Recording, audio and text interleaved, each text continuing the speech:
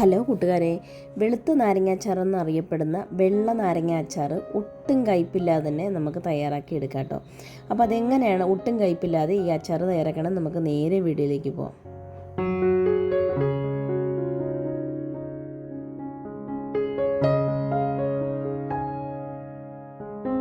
അപ്പോൾ നമുക്ക് തയ്യാറാക്കാനായിട്ട് തുടങ്ങാം. അതിനായിട്ട് ഞാനിവിടെ കുറച്ച് സാധനങ്ങൾ ആദ്യം ഇതിനെ അരിഞ്ഞു വെച്ചിട്ടുണ്ട്.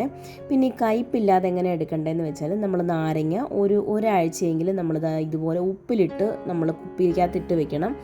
ജസ്റ്റ് അരിഞ്ഞിട്ടതിന് ശേഷം കുപ്പിക്കകത്ത് കുറച്ച് ഉപ്പിട്ടതിന് ശേഷം ഒരാഴ്ച മാത്രം വെച്ചാൽ മതി, വേറെ ഒന്നും അതിനകത്ത് ചേർക്കണ്ട കേട്ടോ.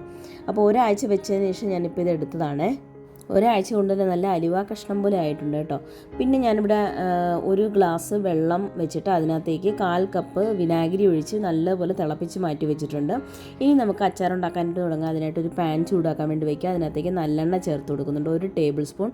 അതിനകത്തേക്ക് കുറച്ച് കടുക് കൂടി ഇട്ട് പൊട്ടിച്ചതിന് ശേഷം കുറച്ച് കറിവേപ്പിലയും കുറച്ച് ഇഞ്ചിയും കുറച്ച് വെളുത്തുള്ളിയും കുറച്ച് പച്ചമുളക്, എരിവിന് വേണ്ടിയുള്ള പച്ചമുളകും കൂടി ചേർക്കുന്നുണ്ട്. ഇതെല്ലാം നിങ്ങൾക്ക് ഇഷ്ടാനുസരണം ചേർക്കാം കേട്ടോ. നമുക്ക് ചിലവർക്ക് ഇഞ്ചി വെളുത്തുള്ളി കൂടുതലിടുന്ന ഇഷ്ടമായിരിക്കും, അങ്ങനെ ഇഷ്ടമുള്ള അനുസരിച്ച് ഇടാം കേട്ടോ.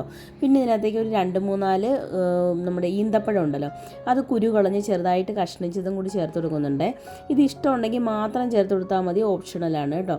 പിന്നെ ഇതിനകത്തേക്ക് ചേർത്ത് കൊടുക്കുന്നത് 1 ടീസ്പൂൺ കായപ്പൊടിയും 1/2 ടീസ്പൂൺ ഉലുവാപ്പൊടിയും കൂടി ചേർത്ത് കൊടുക്കുന്നുണ്ട്. പിന്നെ 1/2 ടീസ്പൂൺ മഞ്ഞൾപ്പൊടിയും കൂടി ചേർത്ത് കൊടുക്കുന്നുണ്ട്. ഇതിനകത്ത് മുളക് പൊടി ചേർക്കുന്നില്ല, അതുകൊണ്ട് തന്നെ നിങ്ങൾക്ക് ഇതിനകത്ത് ഇഷ്ടാനുസരണം പച്ചമുളക് ചേർത്ത് കൊടുക്കാം കേട്ടോ. പച്ചമുളകിന് പകരം നിങ്ങൾക്ക് കാന്താരിയാണ് സാധാരണ ഇതിനകത്ത് ചേർക്കുന്നത്. ഇപ്പോൾ കാന്താരിക്കൊക്കെ 1200 രൂപ വിലയാണ്, അതുകൊണ്ട് എല്ലാവർക്കും അത് അഫോർഡബിൾ ആയിട്ട് ഉണ്ടായിരിക്കുന്നതല്ല. അപ്പോൾ വീട്ടിലുണ്ടെങ്കിൽ നിങ്ങൾക്ക് ചേർക്കാം കേട്ടോ. കാന്താരി ആയിരിക്കും ഏറ്റവും നല്ലത്. അപ്പോൾ കാന്താരി ഇല്ലാത്തവർക്ക് പച്ചമുളക് ചേർത്ത് കൊടുക്കാം. അപ്പോൾ അതൊക്കെ ഒന്ന് വഴണ്ട് വരുന്ന സമയത്ത് നമുക്ക് അതിലേക്ക് നമ്മൾ എടുത്ത് വെച്ചിരിക്കുന്ന നാരങ്ങ ഉണ്ടല്ലോ, അതും കൂടി ചേർത്ത് കൊടുക്കാം കേട്ടോ. നാരങ്ങ ചെറിയ കഷ്ണങ്ങളായിട്ട് അരിഞ്ഞ് ഉപ്പിലിടാൻ വേണ്ടി നോക്കാം, അപ്പോൾ പെട്ടെന്ന് തന്നെ അലുത്ത് കിട്ടും. ഒരാഴ്ചയൊന്നും വേണ്ട കേട്ടോ, ഒരു 3-4 ദിവസം ആകുമ്പോൾ തന്നെ നല്ലപോലെ അലുത്ത് കിട്ടും കേട്ടോ.